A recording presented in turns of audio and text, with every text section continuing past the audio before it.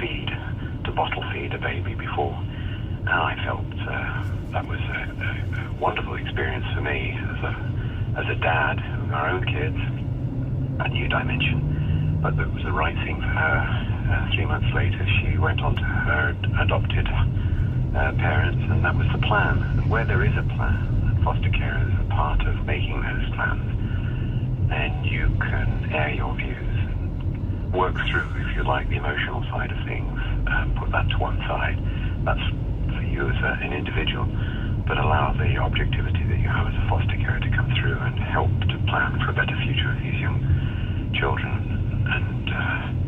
And in that sense, it can be a bit of a wrench, but you know they're going on to do better things, and why will you not want those better things for young people?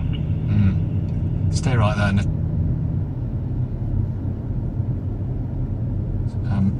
08085 909 693. To spare his blushes, Paul's blushes, it's so inspiring, Natasha. It really, really, really is. It's lovely to hear people kind of talking about doing such a selfless job, and about loving, but also about letting go when that's the right thing for the young person. And that's what this is all about, is what's the right thing for that child, for that young person. How do we give them a second chance when they've had a really tough start in life? As we've heard, it can be transformative. So, as I say, I really would kind of put in a plea for any listeners who have perhaps thought about doing fostering but don't know quite how to get into it. Please look into it. Please Google. Please contact your local authority, because the numbers of children coming into the care system are rising all the time, and there aren't enough foster carers in many parts of the UK. Carol, tell us about the care system and there's a lack of foster carers in certain groups in our country, aren't there? Sadly, there is a lack of foster carers, and as Natasha said, the numbers of children coming into the care system is growing, and interestingly, it is growing for that older age range. Why is that? Why is that? Because of various social problems are on the increase, or what?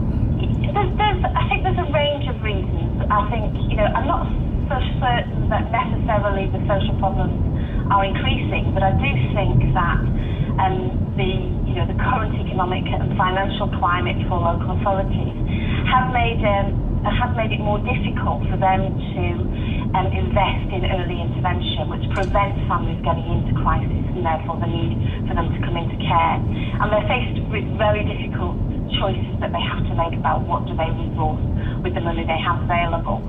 And I think that's why we're seeing that older age range coming in, because they may have been left with their birth parents for perhaps longer than they should have been, without proper support around those parents to try and improve the situation for the whole family. So the care system is under pressure, there's no doubt about that. A couple of weeks ago, the local government association, raised concerns about the financial crisis that they believe Children's Services is heading for. And so what we have are more children coming into the system, and a foster care cohort of people who are approaching their 50s, so they've been doing fostering for a long time. They're coming up to starting to think about retirement, and maybe not doing that level of fostering, so maybe just doing something a little more like respite, where they maybe just help a child for a couple of days on a regular basis. So we are going to hit a major crisis. We haven't got the number of people who might be interested in fostering as a career option, and we really need to really think about how we encourage people to into fostering, ensuring that they have the right support, that they have the right training, and that they feel part of that, as Paul said, part of that professional network that works. Well, that's exactly what Paul was talking about, and it's absolutely. So we need foster parents to be evangelical about this. I don't mean that in the religious sense. I mean this is part of I mean that in to tell the world why this is such a great thing to do. Can I get into just some practicalities with you, Paul, as a long time fosterer? Are you careful not to reprimand a child in the way that you would your own children, for example? Don't do that, or a bit of that. Or if you do that again, you're going upstairs. Or are you more sensitive about it maybe because of what the child has been through, or just because that is not your biological I mean, how does that work? Well, I think you talk to any foster carer who's got a family, both kids of their own, or indeed other kids of their own, and you bring in a new child into that situation. There's sort of acclimatization on both sides.